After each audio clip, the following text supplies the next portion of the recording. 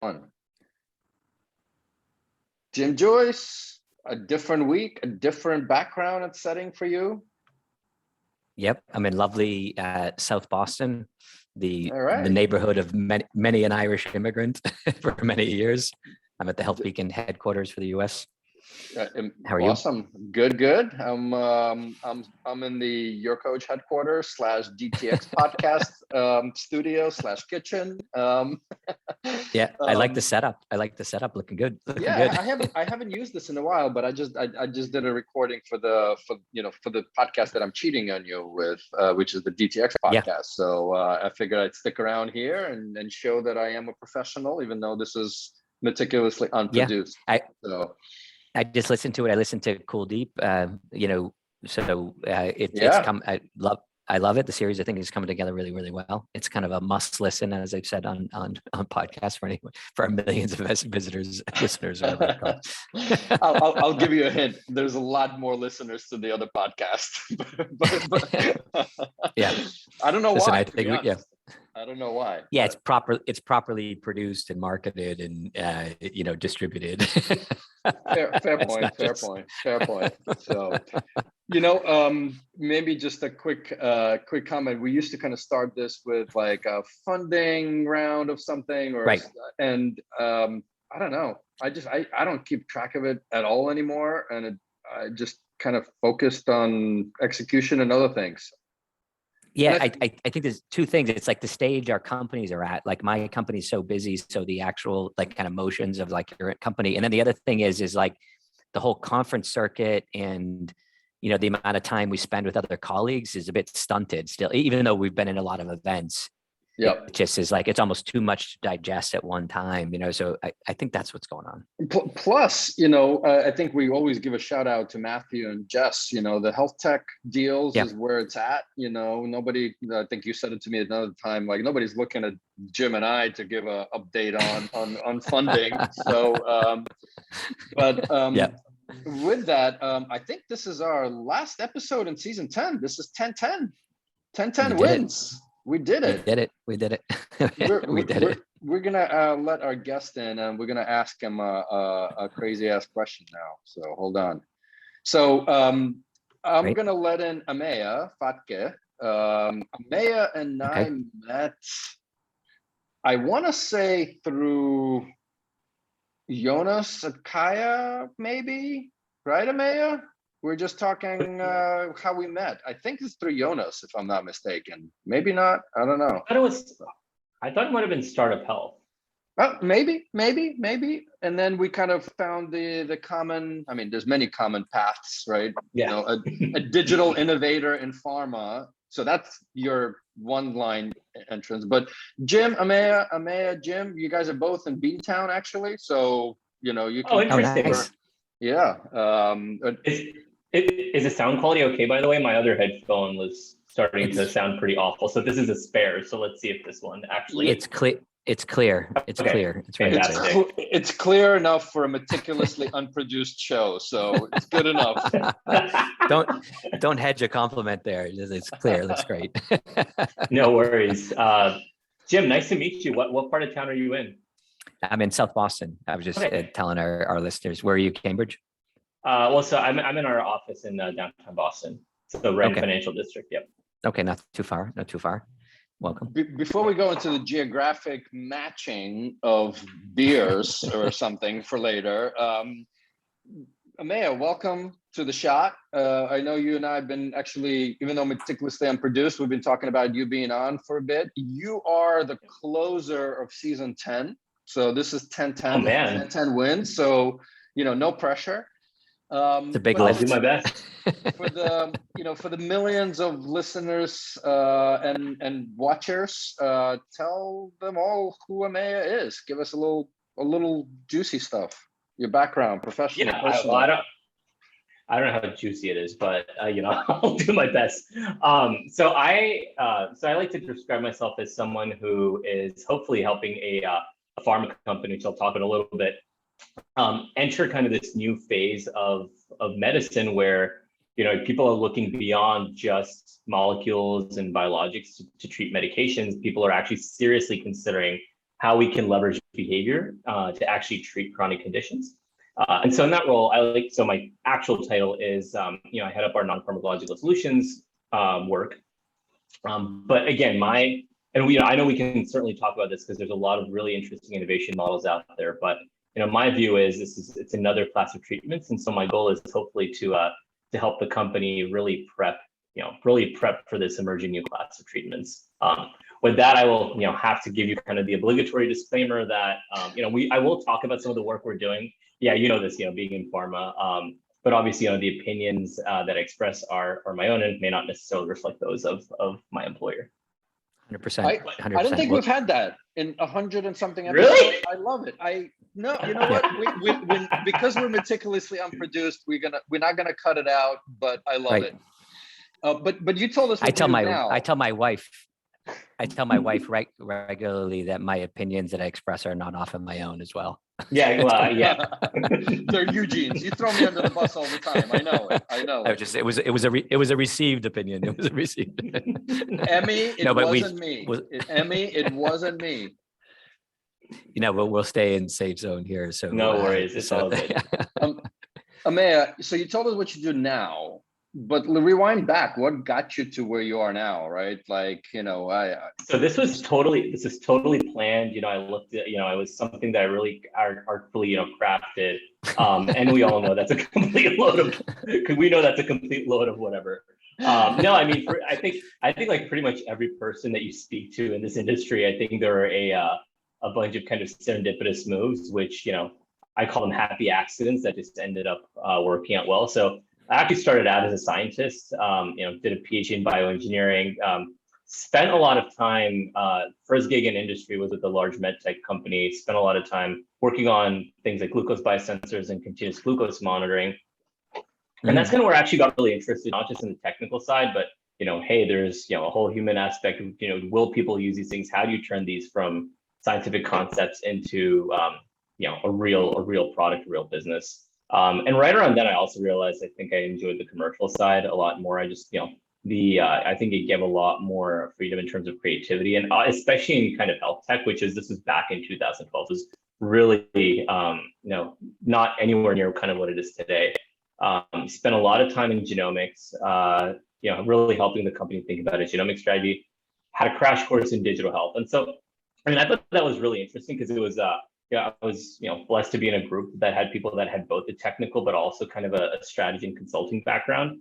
And as you know, I think you can't really have one without the other. And I think when you try to do them in a vacuum, that's when, disaster can hit where, you can have something that, might look like a fabulous business case on paper and doesn't obey the laws of physics. Or on the other hand, something that's really interesting technically, but nobody really cares about. And so this is a really interesting experience because, I got to work with kind of other people that had kind of both hats on.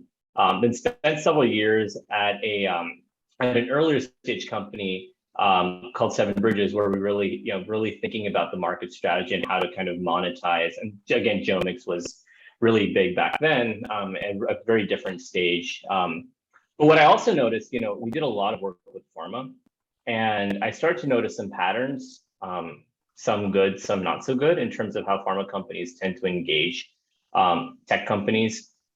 And this was kind of back in 2015. I say back, and it was only 5 or 6 years ago. I was going to say, it's like yesterday. It's crazy. It's like crazy how much things can change in like 5 years, right? One pandemic ago. Yeah, it was pre-COVID and post-COVID, right? But, around then, so Chiesi wanted someone to really help them understand how to bring in these kinds of partnerships. And,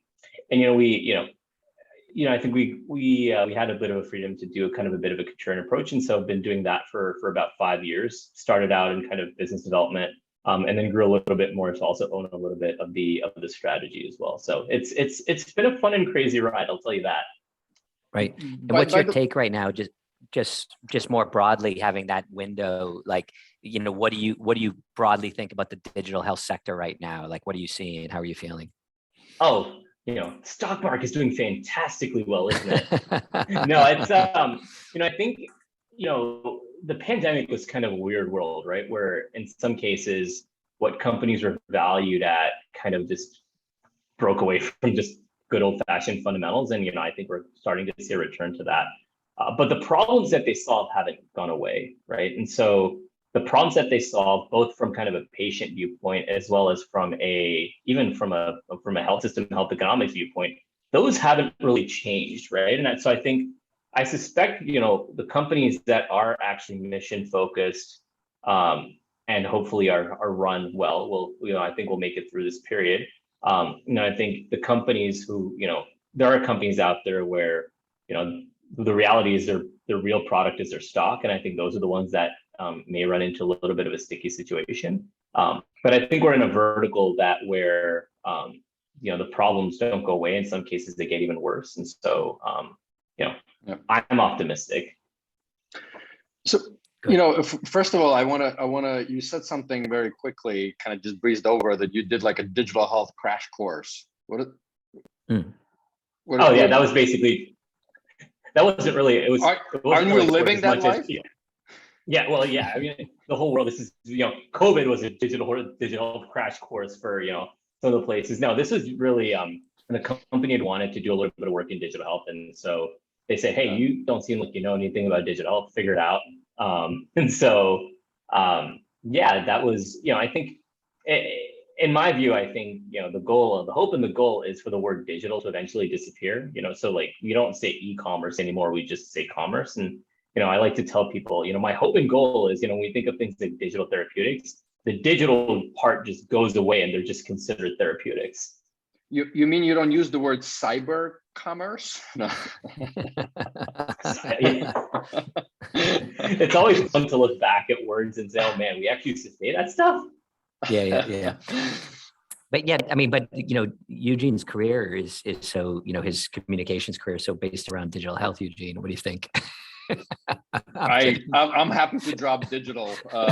Just health actually expands the audience. It expands the audience. So that's for sure. Right.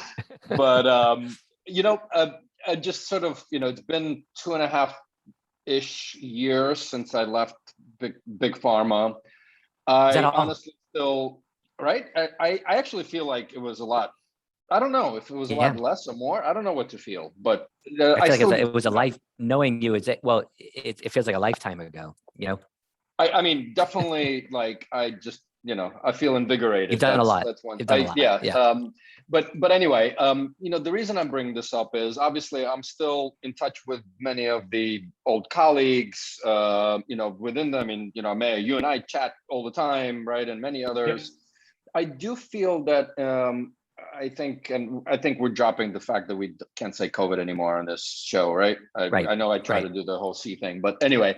So I do think in the last 2.5 years that, at least I've left, like I've been seeing pharma more proactive, at least. Again, I don't know if it's real dollars, euros, whatever other currencies that are being put in. But I actually want to maybe collaborate upon was, I think, a unique proposition for a privately held small company like Chiesi to do a deal with Kaia and COPD. I don't know if you call us small. I mean, but anyway. Well, it's all relative. It's all relative, right? Relative, so, fair. Yeah, relatively small. Relative to other big 10, let's call it that way, or big 5. Oh yeah. Order of magnitude. Yeah. So maybe I would love to actually talk a little bit like what was that journey, right? Because to your point, I mean, you're looking at this as a non-molecular, companies, life sciences companies, no molecules, and it was always a struggle, especially with tell us a little bit more about it. It's just fascinating. Yeah.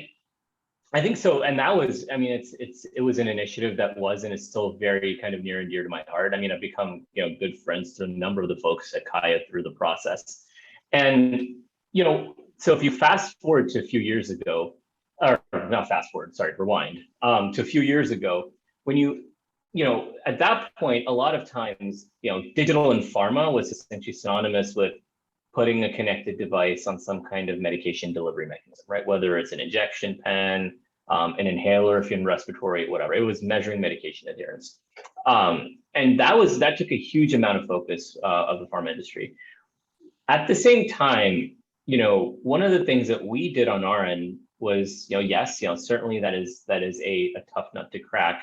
But is that the only thing that that say patients with COPD are suffering from? And the reality is no, right? I mean, I think even in kind of a perfectly medication adherent world, I think you still would see you still would see a lot of the issues that they're facing. So, and that was also part of a mindset shift, which was, are we really in the business of medications, or are we really in the business of improving the lives of patients? And then if so, are there other ways you can do that, even if those aren't directly linked to medication, right? And so, so because the way we look at it, we certainly know medications extremely well, but we also know extremely well, we have the channels to connect with physicians, patient associations, even payers and governmental authorities. And so, we really look at it as, are there any kind of really interesting, meaningful, and legitimate innovations out there that kind of fit within this framework? And so, the process I generally use is, I kind of do a little bit of a Venn diagram exercise where I say, okay, is there an obvious unmet medical need, right? One that is, people are just screaming about for whatever reason, just seems to fall through the cracks. Then is there a company that has actually solved or appears to solve that? And then is it also just a company that appears from a cultural fit? Is there a cultural fit? Is one that I can't stress the last one enough, right? I mean, I don't think enough companies focus on the third piece. And so, we looked at the first one, we said, okay, well, lack of access to pulmonary rehabilitation is a big problem in COPD, right? And the clinical societies will regularly stress that, and for a number of reasons. And I was kind of just, because this was, several years ago, you were starting to see digital therapeutics emerge in diabetes, you're seeing them emerge in mental health. And I was kind of just scratching my head saying, clearly something like COPD, there's a strong behavioral angle to it. Why the heck has no one done anything about this? And then kind of just by serendipity, I saw, my newsfeed, I think that was, Kaia basically announced, they'd done an announcement about the study that they did for the feasibility study. And so I basically just, so we were already thinking about things like pulmonary rehabilitation. And then I just reached out to, it was literally just a cold reach out to Konstantin, the Kaia CEO, and said, hey, I did not know you guys were working in COPD. And then, so that was kind of how that started. So it was very serendipitous, right? And then I love serendipity. I think there's got to be a science to serendipity, but screw it, serendipity, I'll take it. But sometimes they say it's better to be lucky than good, right? Yeah, but I love the fact that even in some ways it wasn't, because you were keeping your eyes and ears, your eyes open, your ears open, whatever the expression is, and you saw an organization and you took the initiative. And, that's kind of, that's, fair dues to you. You wouldn't get, a lot of times inside these big, bigger companies like yourselves, like, people wouldn't feel empowered to kind of reach out and go talk to that. What if I, imply something or wherever. So why is it that you have this kind of, did you feel that, did you feel like you had the latitude, or is it just your nature? Yeah, I think a combination of both. So I think one of the really interesting things is because we are even despite our size, we are still very much a family controlled company. And so, I've had the pleasure of working with one of them for several years when he was head of corporate development. And so, I think it's a nice thing where, because of that, we can play kind of the long game, we can think contrarian, because again, there's a much smaller pool of people that are, direct owners of the company. And so a lot of it was, I think, just, talking to them and just having a strong relationship with the folks of the executive team. And, I think the model that we've really strived to leverage at Chiesi is not to kind of build a standalone dedicated digital health business unit, but rather do it in a way that looks, my job is to give the core business solutions that fit in their portfolio that allow them to kind of address the needs of the patient that they serve, right? And so I think getting, that's one of the other things, right? Is like, we, pretty much in every deal, and this one was no exception, was, working with kind of the global marketing, the commercial folks, running it by them and saying, hey, this use case seems pretty compelling. What are your thoughts here? And trying to do all that stuff up front, which, obviously means, number of deals or number of partnerships you do is going to be smaller, but, focus for us is quality versus quantity. So, doing the small number of partnerships, but one where the core business is like on board at the very beginning. That's kind of our approach. It's a little bit more conservative, but it's one that I think, at least for us, seems to work quite well. And so it was really, we brought the folks in at the country level, which also I think is really important, because you often see an approach where really expensive consultants will sell this vision, and then it kind of just gets pushed down to the countries, and the countries say, well, this doesn't take any of the realities into account. What do you want us to do with this? So we actually did a lot of work up front to also figure out, if we were to do this, what could such a collaboration look like? How can we involve the folks at the country level at the very beginning, really share the ownership with those folks, because ultimately they're the ones that are actually going to make things happen, right? And I think, and in parallel, I think to their credit, I think having a very interactive discussion with, and Jonas was the guy who was leading the talks on the Kaia side, and understanding, how can we figure out a framework of a partnership that, has a common vision, but obviously is one that is beneficial to both parties, right? And at that point, we didn't even know if there was grounds or room for partnership. But the general approach was, from our end was, well, if it doesn't materialize into something, hopefully at least Kaia looks back and says, well, we were better off having gone through the discussion, and vice versa. Which I think that rapport just really helped as well. You hit something, kind of a nail on the head, around just even speaking the same language, right? Kind of the big company and a startup. And I know it's funny because I was actually somewhat critical. Naomi, they launched they launched the Farm Stars as an accelerator, specifically focused on kind of the startups in the pharma world. I'm actually very convinced now that that's still needed, that language translation, what kind of you and Jonas did, right? And so teaching the lingo and being on the same page is super important. Well, and I think another key part of it, and to their credit, a lot of times when a earlier stage company, whether they're a startup or not, an earlier, smaller tech company, when they speak to kind of a larger pharma player, there tends to the pharma player tends to be put on a pedestal, right? So it's a superior talking to an inferior. To their credit, Kaia did not do that, right? They very much approached this as a collaborative discussion between two equals. They kept us honest in discussions, which I'm very thankful for. And I think ultimately, the idea was, what are the things that we bring to the table? What are the things that we don't bring to the table, and vice versa? And it's been a fantastic journey. I mean, and I think it's one that folks even internally have been just really galvanized by. Also, just because it is somewhat contrarian, right? I think it was the first time a pharma company was focusing so heavily on something purely non-pharmacological, that didn't rely on things like medication adherence as a way to bring value to patients, at least in things like COPD. And so it was, it took a leap of faith. It took a leap of faith for sure. And do you have a philosophy? Like, I think, when we were just coming onto the shot here, and we, Eugene and I started talking about, okay, like what's happening in the industry or deals, and sometimes we might riff about that, but we feel a little like it's almost like those days are over, because it's such a broad space now, like digital health deals and activities, and you can't really, but still traction can be, kind of what's the word? Kind of like unrealized, right? What's your view on market traction and adoption right now when you think about this? Like, where's your head at that?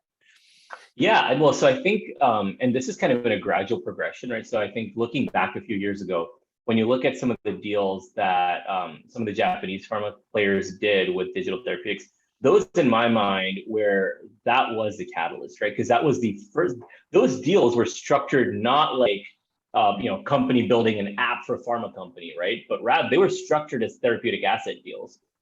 So in my mind, it was the first time, at least in the public domain, that I'd seen that companies were developing, that companies were really kind of developing these, or looking at these as therapeutics, less focused on the digital, more focused on the therapeutic part. I think since then, we've kind of seen a lot of other interesting movements, even from the national authority side. So when you think of what's going on in Germany around the DBG, some of the work that the NHS has been doing, So I think what we're starting to see is, I think, a consensus that these things can work.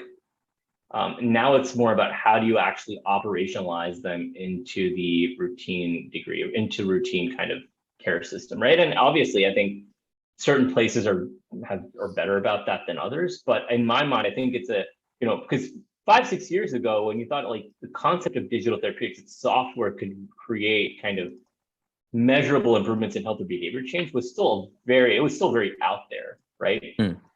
I think especially now with the body of clinical research, we're not there yet, but I think we've really done a lot in terms of retiring that can it work part. And now it's more, I think now a lot of the work is now on how do you actually operationalize it. So it's going to be a gradual progression.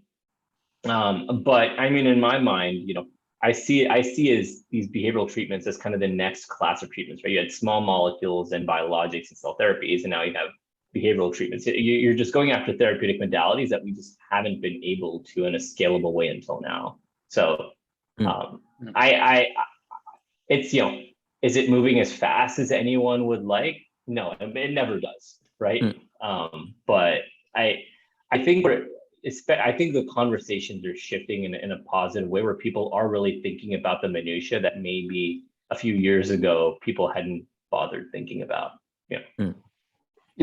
Something to think about though, do we want it to move faster? Yes. But if we really think about the FDA was established in 1906 or something, or 1905, right? And so if you think about just digital therapies, it's been a little over a decade, right? Only. So again, back to everything is relative, right? On the scale. So while we all want to move faster, well, and I think, and there's a price to speed. I think there's do you want to do something fast or do you want to do something right? And sometimes, the two aren't necessarily the same, right? And so, if, like my kind of hope and dream, again, with this kind of the digital part gradually just disappearing from these and them just being seen as therapeutics, which is, it's not about just convincing, the research physician, the person that sits at an elite academic medical center that's like, always at conference, like really up in depth. How do you convince kind of the community physician who may not necessarily be as research focused? How do you convince that person that these kinds of treatments have their place in a patient's treatment plan, and that it's not just a sizzle and it's not just a passing sizzle? That takes time. I mean, it just takes time, right? And so, that to me, I think is the name of the game, and that may mean that maybe things go a little bit slower, but I feel like slow and steady is far better than kind of the big peak and then just the crash down. Agreed. There's one, I don't know, Jim, if you had more, I can keep diving into it. So we've seen, over, I'd say, let's call it a decade, and in life sciences and pharma, it's this motion of like centralized, decentralized, especially, yes, as a whole, but even more so in the last few years around digital teams, right? Like back to your earlier comment, like, is it e-commerce or cyber commerce, or just commerce, right? Is it, new product development, digital development, or is it just product development, right? So I'm curious on kind of your thoughts, because we've seen the pendulum swinging on the whole centralization.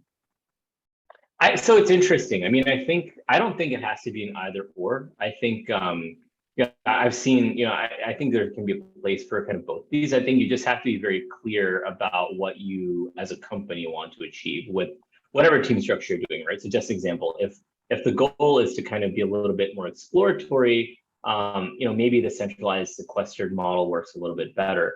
But if the goal is really execution, when you think of, especially these multinational companies where they're situated in a number of different markets with very dramatically different healthcare delivery systems. And I think not empowering kind of your country level teams that are in that day in and day out, understand the minutia, that to me would be a mistake, right? And so I think the other thing you really have to consider is there's a huge risk when you kind of build a kind of standalone sequestered digital health unit, that there's a real risk of it kind of having an adversarial relationship with kind of the old core business, right? Because the old core business is going to look at them and say, well, these guys are completely separated from reality. What do they really know? This is whatever. I mean, I have targets to hit. On the flip side, the digital team guys will look at them and say, well, they don't understand what's going on. So, that's something that it's a very easy trap to fall into. Especially, things like death by 1,000 pilots. And so you just have to be, I think when companies are thinking about it, I think each company's culture is different, but I think B, being very crystal clear about what you actually want to achieve, and then just making sure the team structure lends itself. Like if a company really wants to be ultra exploratory, then maybe having kind of people down at the country level, all that structure, that may actually slow things down. So I think it's as a focused strategy, is it execution, is it exploration? And I think you can take elements of decentralize and decentralize based on kind of what you want to achieve. So I don't think a completely decentralized model is necessarily the way to go. And I also don't think a completely centralized model is the way to go. I think going both extremes. The balance. It's a balance, right, between process and governance and agility and funding too, right? Because that's funding. That's the big pendulum swings in the funding. Does it get centralized? Right. Is there co-funding from somebody who is not responsible for local P&L? Well, maybe I can give a little here, right? So it's always a fun exercise. I think that's also why historically a lot of the initiatives have struggled to gain traction at the country level, because a lot of times digital initiatives in pharma kind of use the kids meal, the toy to kids meal model. I have to give credit. I think it was Eddie from Achille who I first heard. I think he said a DTX East pre-pandemic, and that is one of the most brilliant analogies I've heard in a long time. So say it again. What is the analogy? Well, so his whole thing is, he's like, historically pharma treats digital therapeutics or digital therapies like a toy in a kid's meal, right? It's basically there. It's really just there as a trinket to talk about how innovative they are, but ultimately it's kind of useless, right? And the problem with that is that completely brushes away the value that these kinds of digital interventions can actually bring patients, and they also just impact credibility, right? I mean, I think patients, physicians, everyone kind of sees through that, and ultimately physicians are going to decide what's best for the patient. They're not going to look at, oh, this has a really cool initiative, right? Or, oh, pharma company X built a really neat looking app. I think that is kind of I don't think that's the right way to think about things. So, I think, when you look at people that are on the hook for the P&L, something like that, if you can't kind of explain the business impact of it, good luck kind of convincing people at that level, and rightfully so. What he reminds me of it. Who was our good friend that came up with the health artist? The health artist. Gautam Gulati. Yeah, Gautam Gulati. Yeah. So I think you are what we call a health artist. Have you heard this before? I've not. So it's this whole idea of people that bring disciplines from science to pharmaceutical implementation to digital to technology together, and you're making art through digital healthcare right now, and you're bringing it all together. That's what I mean. Well, I guess in that case, I guess you could consider the executive team, I guess, the patrons. Because the other thing is, I think what's been really interesting here. Now I'm taking the analogy next, right? But which is interesting, especially because it's an Italian company, right? Yeah. But no, I mean, I think that's also important, right? I think who better than an Italian company, in terms of design and art, and There you go. No, it's really important, right? I think people that really think about how to implement these, putting them in position, A, to succeed, but B, also just being willing to think in a contrarian way is it's hard, right? It's not easy, especially for a company of our size. And so I think for example, when I first came and said, we should really be thinking about outcomes in some cases, even if it's not kind of directly linked to a medication. I mean, that's not an easy thing for a pharma company to grasp, right? I mean, pharma companies have historically been all about medication. And so, I mean, I think there's a number of other conversations going on at the company that also kind of help propel that view. But yeah, I mean, like, you know, an artist can't, well, a health artist, if you will, can't really do anything in a vacuum, right? Right.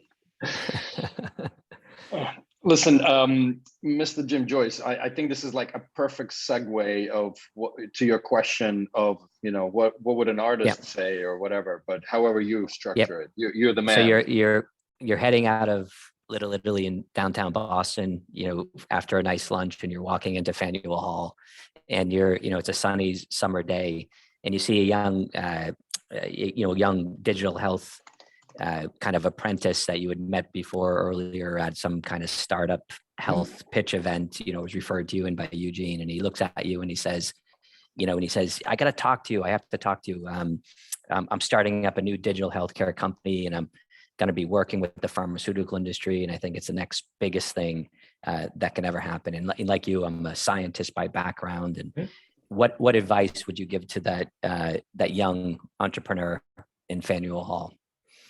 Yeah, and well, so I think number one is the biggest one I would probably say is be really careful about qualifying conversations, and just making sure that, because again, there's an opportunity cost, right? And the right initial partner can really make or break an early stage company, right? I mean, ideally, it's someone who not only provides the checkbook and kind of the logo on the pitch deck, but also is really able to offer you kind of real domain expertise to really help you tune your product. I think one of the most useful questions that I've kind of told people to ask when they enter a conversation with pharma is, okay, if we do this, whose budget covers this, right? And A, that tells you if there's appetite to pay, but B, it also tells you, is this kind of coming from the core business? Is it kind of, from a fun budget, so to speak, in which case that's like the first thing to go when budget cut season comes around. So I think it also tells you to what extent the pain point you solve is relevant. And then, but I also think a lot of it is being pragmatic, right? So, the sales cycles the deal cycles for these kind of asset deals can be quite long. Make sure you engage the company in the right stage. So if you have a product that is, just getting off the ground, really think about whether pharma is really the best partner for you at that point. So, I think that, the biggest one I would say is just don't undersell yourself, right? Just because, the other company in the room makes, billions in revenue or whatever. They don't know how to solve the problem the way you do, and which is why they're talking to you. And, don't ever lose sight of that. Awesome. Bravissimo. Love it. Love it. Grazie. Shout out to my talent friends at Roberto and team. So I was just in Salerno the other day, and we spent 11 days in Florence with my daughter. So I'm feeling like I'm feeling good. Magnifico. Ameya, awesome having you on. And for the millions of subscribers, pass it on so we have more millions of subscribers. And see you next week. Thank you for having me. It's been always a pleasure talking to you, Gene, and then Jim. Just really nice meeting you. And thank you for listening to what I had to say for all this time. Really appreciate it. I love it. Love it. Take care, guys. Cheers. Thanks. Bye.